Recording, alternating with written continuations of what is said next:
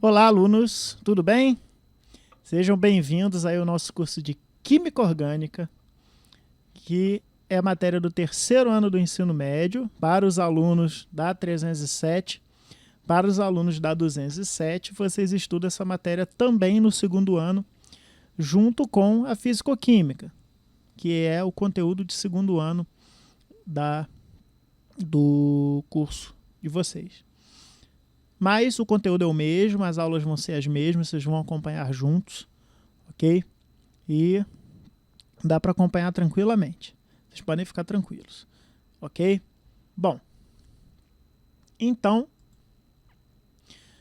nós vamos usar o livro didático do Programa Nacional de Livros Didáticos, que nós temos lá na escola, que é a coleção Ser Protagonistas, volume 3 da Química, que aborda a Química Orgânica. Para os alunos que tiverem dificuldade de pegar o livro fisicamente lá no Instituto, não tem problema. Eu deixei ele disponível na forma de PDF, é uma amostra para divulgação, que nem esse daqui, que é disponibilizado pela própria editora. Não é pirata, pode ficar tranquilo, isso daí é legal. Só tem essa marca d'água aqui, mas não atrapalha em nada, vocês podem ficar tranquilos, dá para usar numa boa. E ele está disponível lá na nossa plataforma do Google Meet, do Google Classroom. O Google Meet é onde a gente vai fazer as nossas atividades síncronas, de tirar dúvidas e tal. Depois eu vou fazer um vídeo explicando isso para vocês, como é que vai ser a nossa dinâmica, ok? Mas está lá disponível, assim como todos esses slides que eu vou trabalhar aqui, está tudo disponível para vocês lá. Beleza, alunos?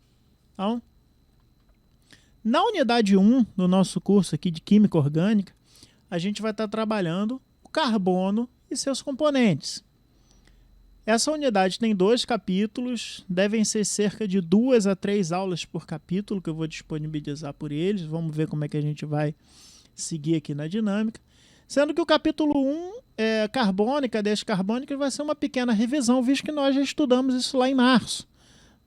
Mas aí paramos devido à pandemia, agora estamos retornando aí nesse modelo de atividade pedagógica não presencial, mas como a disciplina de Química é muito importante, até por questões de vestibular, né, de Enem, ou muitos que fazem esses vestibulares fracionados, né, precisam estar com esse conteúdo atualizado, então eu vou trabalhar na forma de aula online. Então essa aula é gravada, ela é assíncrona, ou seja, todos vão poder assistir quantas vezes quiser, a hora que quiser, vai estar lá disponível para vocês fazerem no tempo de vocês.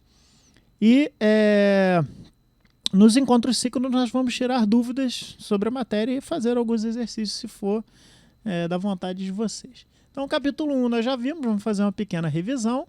E no capítulo 2 a gente vai trabalhar a isomeria.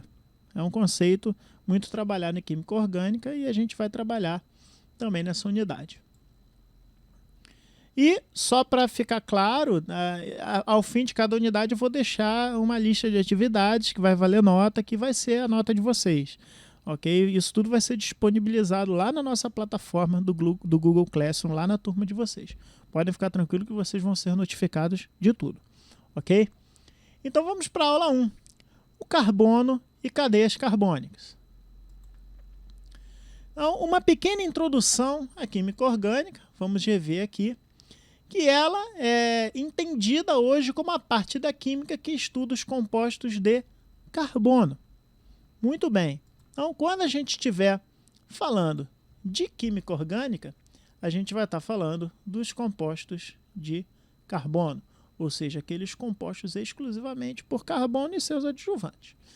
Entretanto, existem substâncias que apresentam átomos de carbono e que são estudadas principalmente pela química inorgânica. Então, existe sim algumas substâncias de carbono que não são estudadas na química orgânica. E por que isso acontece? Porque eles são compostos de carbono que têm origem mineral, ok? Uma origem inorgânica.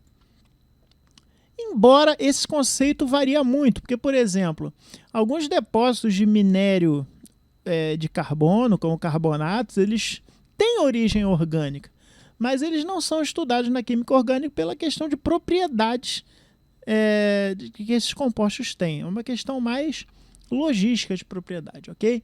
Então, alguns exemplos está o carbonato de cálcio, que está presente no mármore. O próprio dióxido de carbono da nossa atmosfera é tratado como um carbono inorgânico.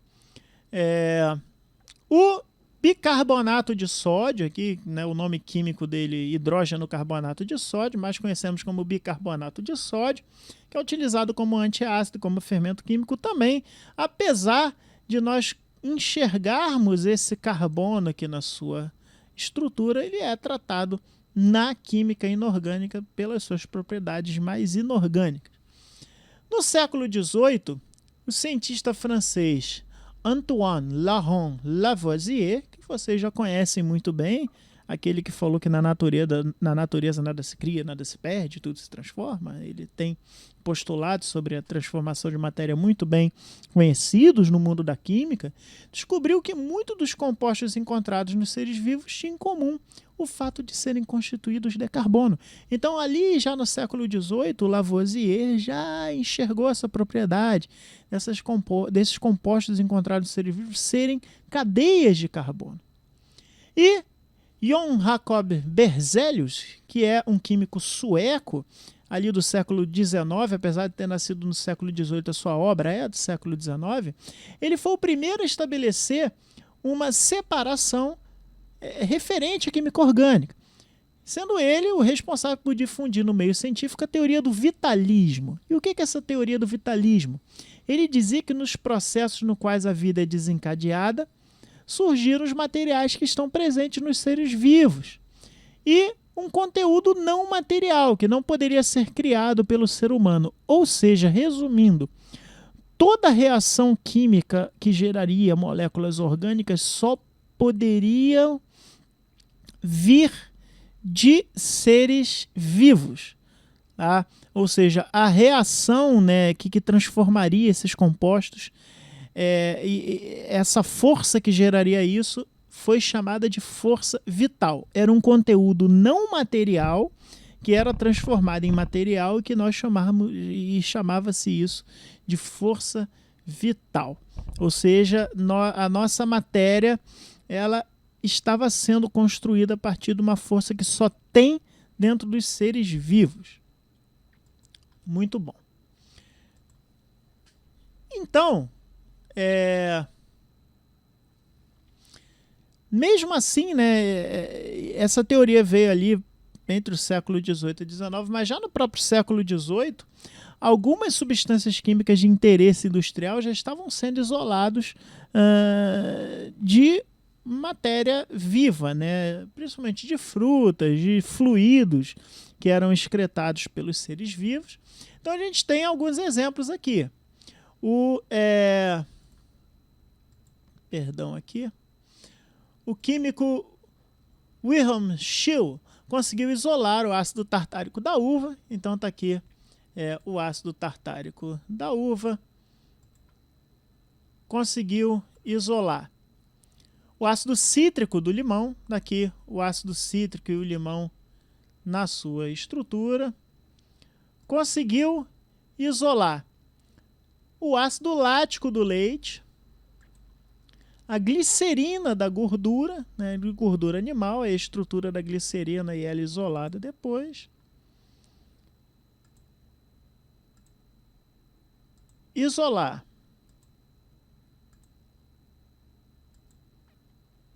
a ureia da urina de animais. Aí a ureia é utilizada, inclusive, como adjuvante, né, uma fonte de nitrogênio, inclusive, para alimentação animal. Então, todos compostos isolados, né, de material orgânico, material vivo. Pois bem, em 1828, ou seja, ali mais ou menos na época do Berzelius, o químico alemão Friedrich Wöhler, não sei se fala assim, né? Nunca fiz alemão, mas acredito que seja.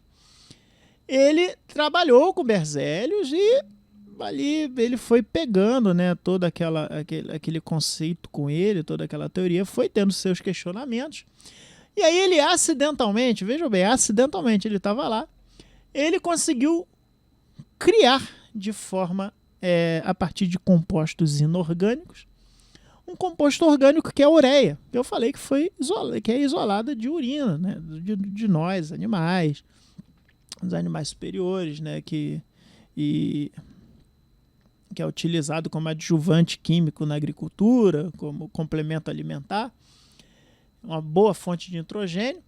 E olha só, como ele fez isso? Ele tinha um sal que era esse daqui, que era o cianato de amônio. Então, ele tinha o cianato de amônio, que é esse composto aqui. Então, ele estava trabalhando com esse composto e, acidentalmente, tá, ele aqueceu, por aquecimento, ele fez uma transformação e gerou isso daqui. Não estou equilibrando a reação, tá? Só estou mostrando a transformação que ele fez. Então aqui nós temos o cianato de amônio sendo aquecido e gerando ureia. Muito bem. Temos, então, aqui um trabalho onde você, a partir de uma substância que é inorgânica,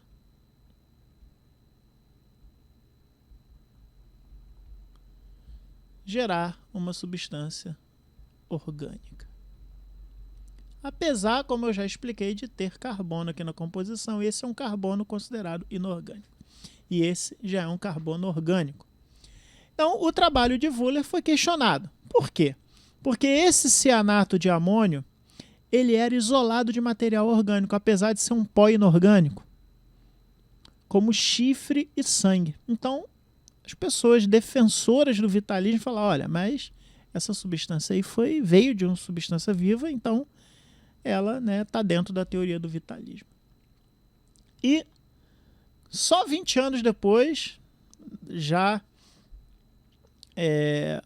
com trabalhos do Adolf Kolbe, dentre outros, né, que eles começaram a conseguir produzir substâncias orgânicas a partir de compostos inorgânicos mesmo, com métodos de destilação. Então, por exemplo, o ácido acético, que é o composto encontrado no vinagre, é uma molécula orgânica, oriunda de processo fermentativo do álcool, né, uma transformação que fungos e bactérias fazem, que é transformar o etanol, que é essa substância aqui, CH3CH2OH, em ácido acético, que é o CH3CH2, perdão, e tem dois carbonos, CH3COOH, é um ácido orgânico. Isso é via fermentativa. Mas eles conseguiram sintetizar o ácido acético partindo de compostos inorgânicos, e aí os vitalistas foram, por fim, vencidos. Então, hoje em dia a gente já sabe que substâncias orgânicas podem sim ser criadas a partir de matéria inorgânica. Pois bem, então, nem toda substância que contém carbono é parte da química orgânica. Vamos repostular aqui.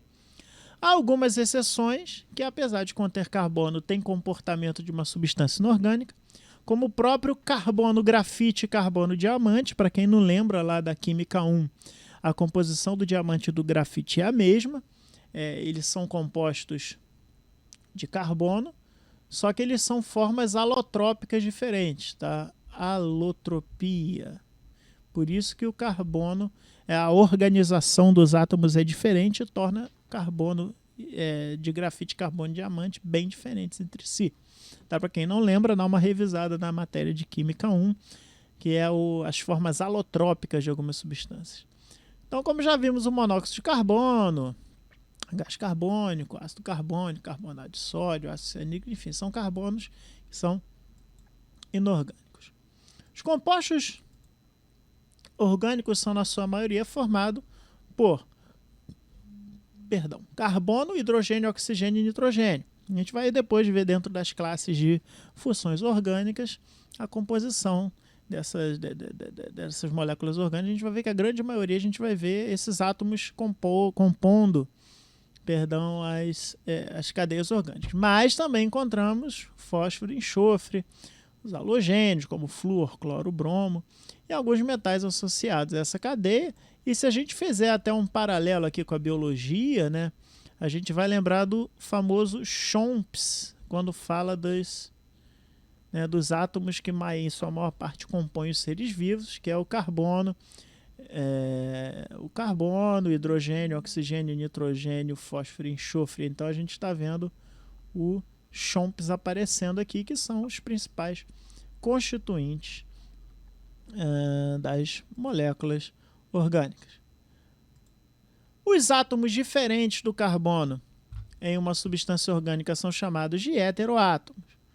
Ou seja, a gente vai ver no próximo slide que as moléculas orgânicas elas tendem a formar cadeias. Isso daqui são cadeias de carbonos entrelaçados entre si.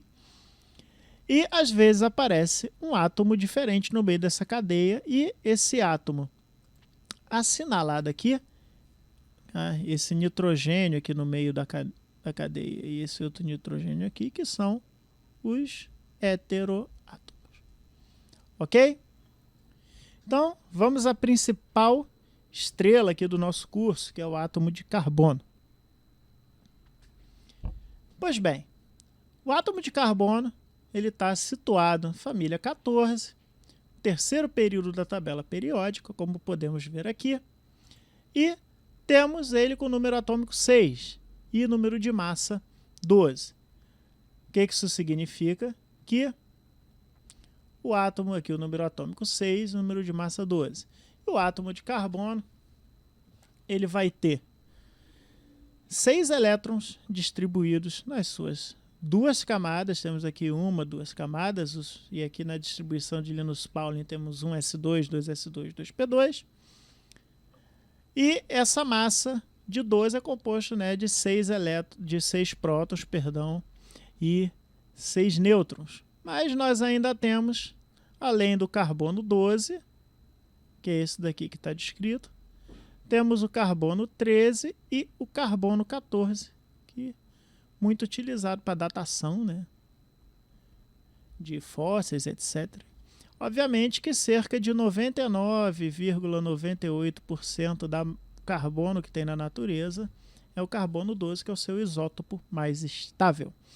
Mas o número de prótons e elétrons dele continua o mesmo, o que muda é o número de massa, por eles terem mais nêutrons.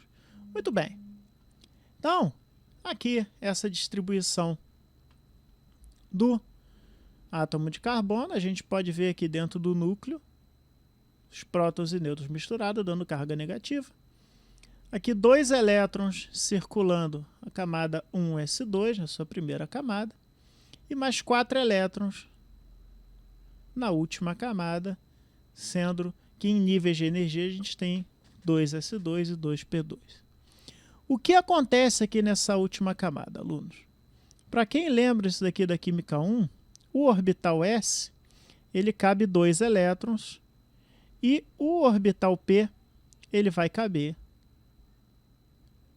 6 elétrons, sendo que aqui a gente tem o orbital PX, o orbital PY e o orbital PZ. Quando nós fazemos a distribuição de elétrons aqui dentro, a gente coloca os 2 elétrons com os spins contrários aqui na camada S primeiro, por isso 2s2, e esses 2p2 eles não ficam assim. Primeiro a gente tem que completar a primeira sequência de orbitais para depois ir colocando seus pares. Para isso é matéria da Química 1. Então fica assim. Então, tecnicamente, esse átomo de carbono poderia fazer 2 ligações covalentes. Vou colocar aqui o átomo de carbono, o elétron ligante de outra cor, né? Mas isso não funciona assim, tá, pessoal? Porque não vai ficar com esse orbital aqui vazio. Na verdade, acontece uma coisa bem interessante aqui no átomo de carbono, que é o quê? Esse elétron aqui, tá? Ele vai ocupar esse orbital vazio aqui e com isso a gente vai ter uma reorganização. Obviamente que isso daqui é muito a grosso modo, é para vocês entenderem apenas, tá? Então a gente vai ter uma fusão desses orbitais, tá? Formando um orbital que a gente chama de sp3, porque ele tem um orbital s e 3 orbitais p. E assim ficaremos com 4 elétrons agora distribuídos dessa forma, podendo então o átomo de carbono fazer 4 ligações covalentes. Lembrando que o carbono não faz ligação iônica, apenas ligação covalente. Então está explicado por que o átomo de carbono vai estar sempre se ligando a outros 4 elementos. Então, sempre que nós representarmos o átomo de carbono, ele vai estar representado, tá, com 4 ligações. Podendo ser essas ligações 4 ligações simples, desta forma aqui, ok? O carbono se ligando a 4 outros elementos, assumindo a hibridação sp3, ou seja, com 4 elétrons disponíveis para fazer ligação, esses 4 elétrons aqui, cada um envolvido em uma ligação. 2 ligações simples e uma ligação dupla. Ou seja, o que vem a ser a ligação dupla? Simplesmente isso.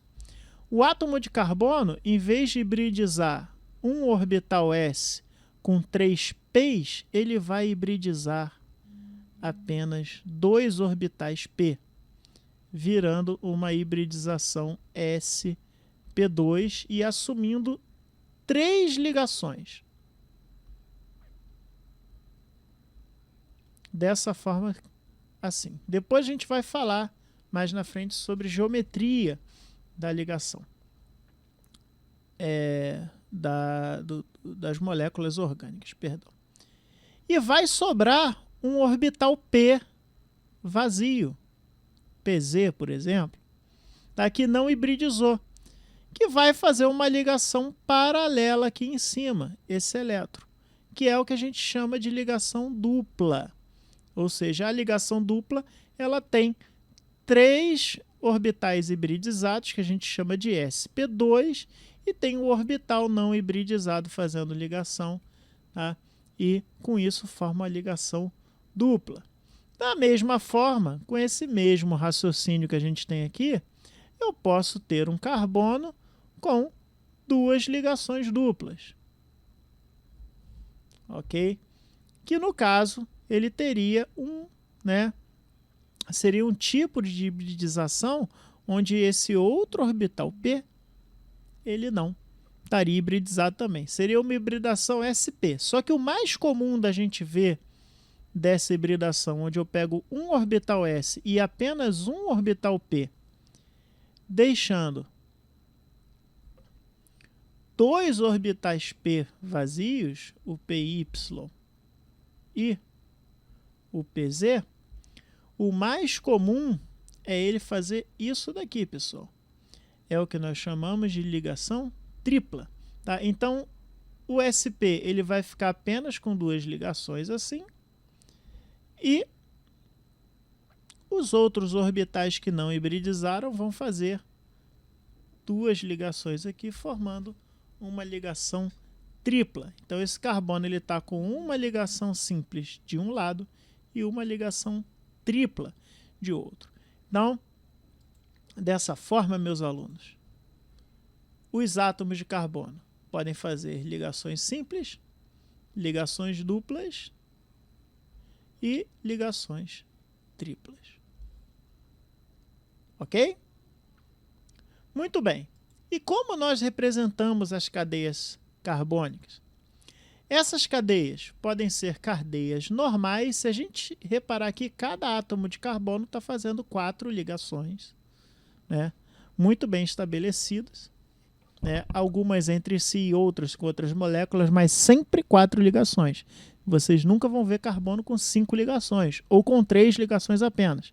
Está errado. Então, se atentem a analisar uma molécula e reparar que ela está sempre, né, os carbonos vão estar sempre com 4 ligações. Ou elas podem estar ramificadas.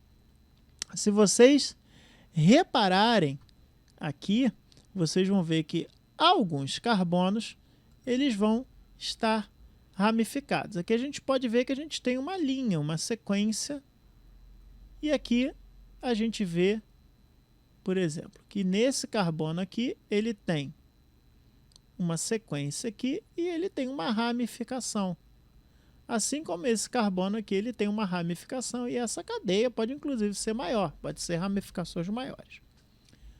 Ou elas podem, né, ser cíclicas. Aqui nós vimos exemplos de cadeias abertas, mas elas também podem ser cíclicas, ok? Ou seja, formar ciclos, eles se ciclizam, como se esse átomo se ligasse com esse aqui no final, esse átomo se ligasse com esse aqui no final, e se formassem ciclos. Que podem ser aromáticas, que não se preocupem agora com o conceito de aromática, a gente vai ver o que é isso. Tá? E não aromáticas, mas o aromático ele vai ter cadeias duplas, tá vendo? Intercaladas. Aqui entre esse carbono, ligação dupla. Entre esses dois, não. Aqui, ligação dupla. Entre esses dois, não. Aqui, ligação dupla.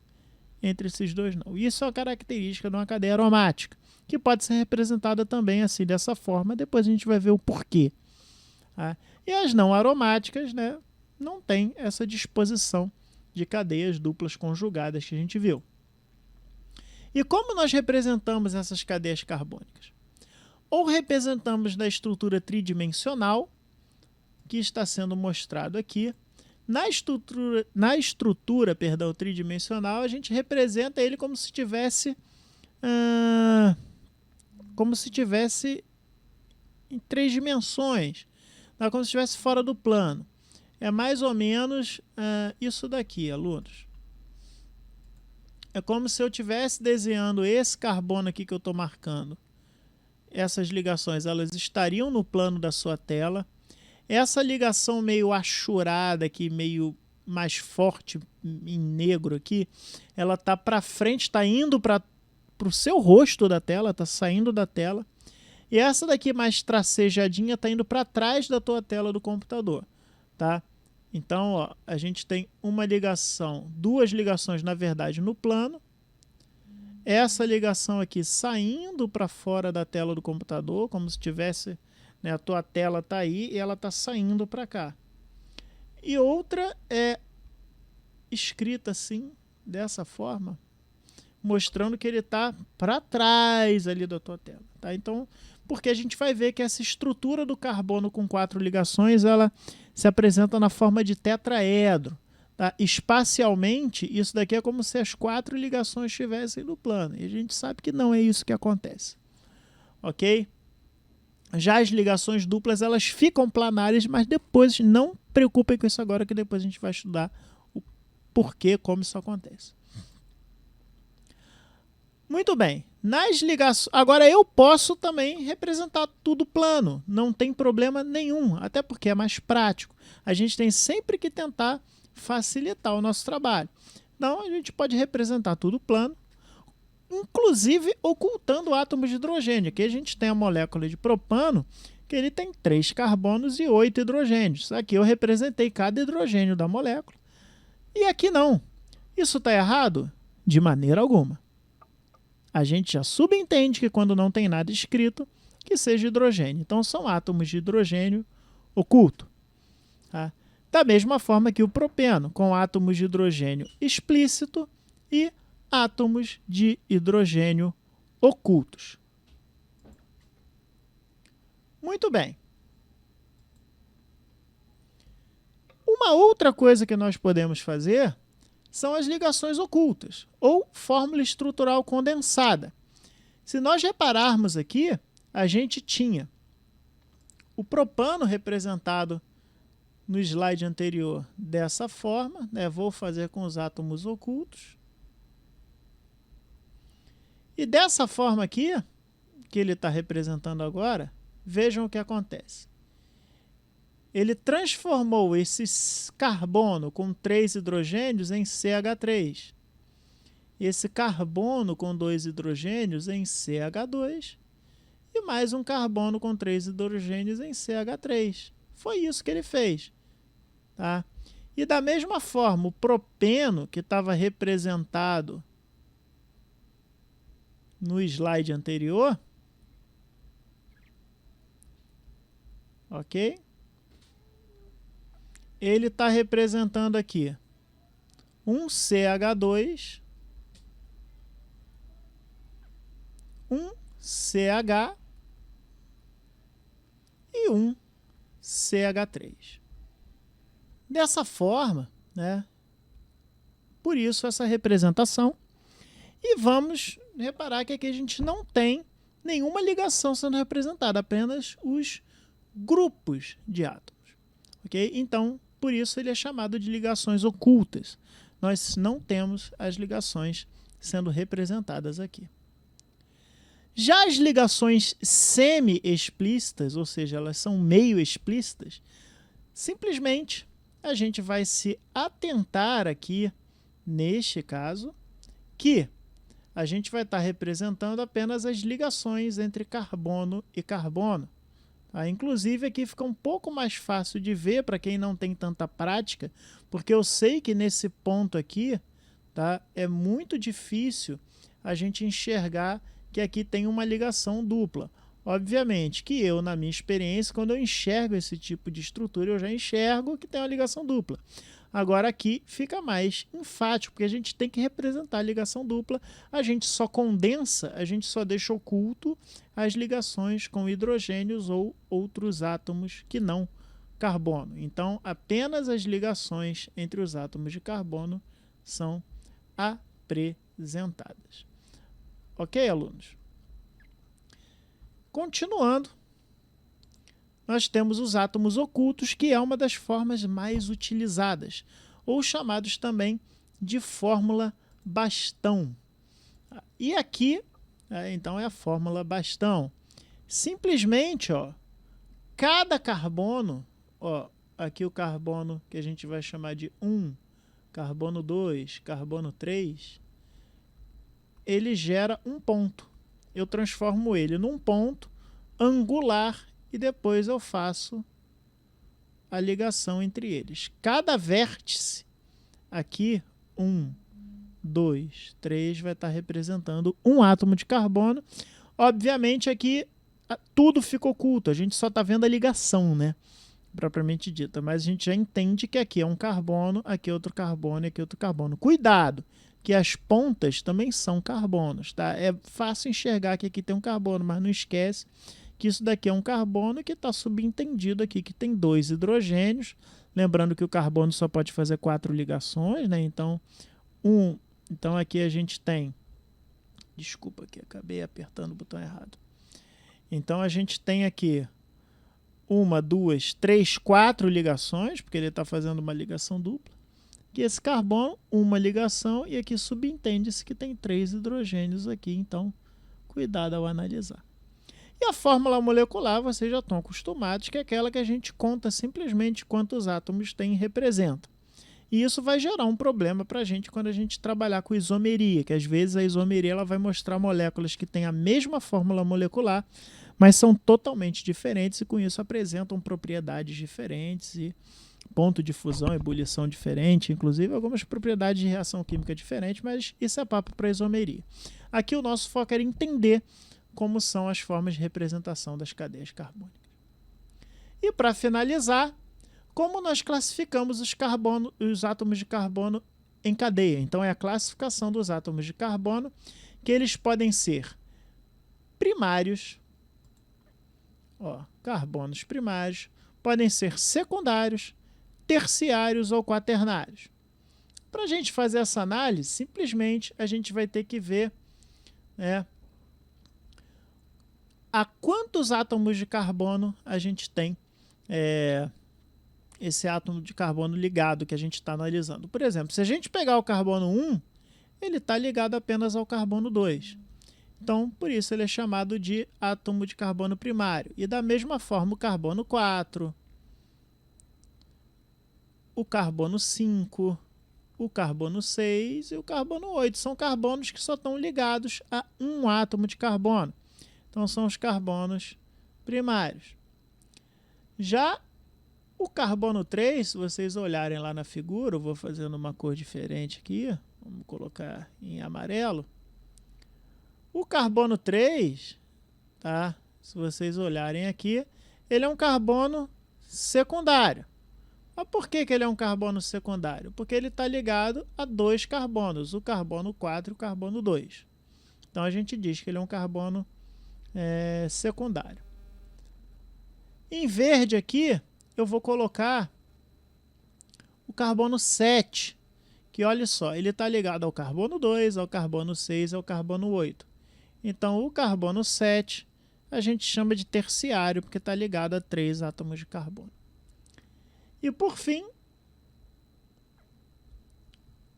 aqui, vou fazer em roxo. O carbono 2, ele está ligado ao 5, ao 1, ao 3 e ao 7. Então, o carbono 2, ele está ligado a 4 átomos de carbono, então ele é chamado de carbono quaternário. Dessa forma, o carbono quaternário está ligado a 4 átomos de carbono. Por questões óbvias, não vai existir o carbono quintenário, digamos assim, porque não existe ligação de 5 carbonos entre o carbono. Ok, alunos? Muito bem. Vamos fazer aqui algumas atividades só para fixação mesmo. Então, primeiro, está lá na página 21 do livro de vocês podem acompanhar, tem mais atividades lá para vocês praticarem. Observe as fórmulas químicas abaixo e indique se as substâncias são orgânicas ou inorgânicas e escreva o porquê de sua escolha. Na letra A, óxido de cálcio, obviamente, não é orgânico, simplesmente pelo fato de não ter carbono. É uma molécula que não tem carbono, sem carbono. Então, não é orgânico e essa resposta serve para a água, visto que a gente também não tem carbono na água. Tá? Então, aqui também não é, porque não tem carbono. Quando a gente olha a letra D, a gente tem o carbonato de bário, ou seja, ele está vindo do carbonato. Ou seja, é uma reação, é um sal, é uma reação do hidróxido de bário, BaOH2, mais o ácido carbônico, H2CO3. Lembrando bem aí da físico-química, quando nós reagimos um ácido e uma base, a gente tem sal e água. Então ele vai formar duas moléculas de água mais o carbonato de bário, ou seja, ele tem origem de um sal inorgânico, ele tem origem inorgânica. Então ele não vai ser por ter origem inorgânica. Ok? O glicerol, temos cadeias carbônicas aqui e a gente viu que o glicerol é extraído de gordura. Tá? É uma substância orgânica e aqui a gente tem uma característica de ligação a hidroxilas que nós vamos ver mais para frente, que trata-se de um álcool. Tá? Então o glicerol é um álcool. E o acetato de sódio, apesar de ter o sódio aqui, tá? Ele vem da reação do ácido acético CH3COOH, que é um ácido orgânico, depois a gente vai ver o que é isso. Ok? Aqui está faltando um oxigênio aqui, tá? É CO2, tá? Sendo essa estrutura aqui do ácido acético. Tá? São 2 oxigênios. Ao reagir ele com uma base, um ácido e base, como a gente viu, dá sal e água. Você vai formar o sal, que é o acetato de sódio, mais água. Só que agora, diferentemente do exemplo de cima, o ácido acético a gente viu como uma substância orgânica, vem do vinagre. Então, se ele é uma substância orgânica, aqui a gente tem o que nós chamamos de sal orgânico existe, tá, pessoal? O sal orgânico e o sal inorgânico. Isso daqui é uma bela de uma pegadinha. Então, o acetato de sódio é orgânico, assim como o glicerol, que são os dois únicos compostos orgânicos que nós temos aqui. Mais uma, na página 22, exercício 5. A teoria da força vital dizia que os compostos orgânicos só podiam existir se viessem de algo que fosse vivo e, portanto, não poderiam ser sintetizados em laboratório. Porque essa teoria não é mais aceita atualmente, porque nós já sabemos diversos experimentos, como nós vimos de um dos slides aqui da aula, como a própria síntese do ácido acético. Síntese do ácido acético já foi feita, né, de forma compostos inorgânicos, a partir de compostos inorgânicos. E a reação de Wöhler, que ele pegou o cianato de amônio, aqueceu, é um composto inorgânico, e ao aquecer ele gerou ureia, que é um composto orgânico. Então a teoria do vitalismo já caiu, como nós vimos. Então essa é a resposta para essa questão.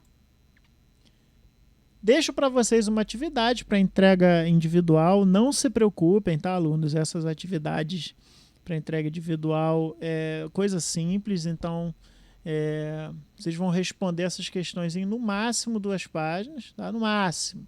Pode ser em uma? Pode ser em meio? Pode. Se você responder aqui concisamente, não tem problema, tá? Word ou PDF, quem quiser converter, fonte Arial, tamanho 12, vocês vão ler o texto Química e Língua Portuguesa, lá na página 30 do livro de vocês, e responder essas 5 questões. E vocês vão me mandar lá via plataforma lá do nosso Google Classroom. Tem um espacinho lá para vocês mandarem atividade que eu vou receber. Então, nossas referências, utilizando o nosso livro. E espero que vocês tenham gostado da aula, agradeço a atenção. Semana que vem teremos mais conteúdo aqui.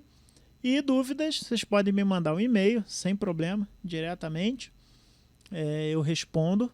Ou se comunicar comigo via nossa plataforma, nossa turma virtual no Google Classroom. Não esqueça de acessar o Siga para acompanhamento das atividades ou o próprio Google Classroom, não tem problema. E estudem. Qualquer coisa a gente está à disposição.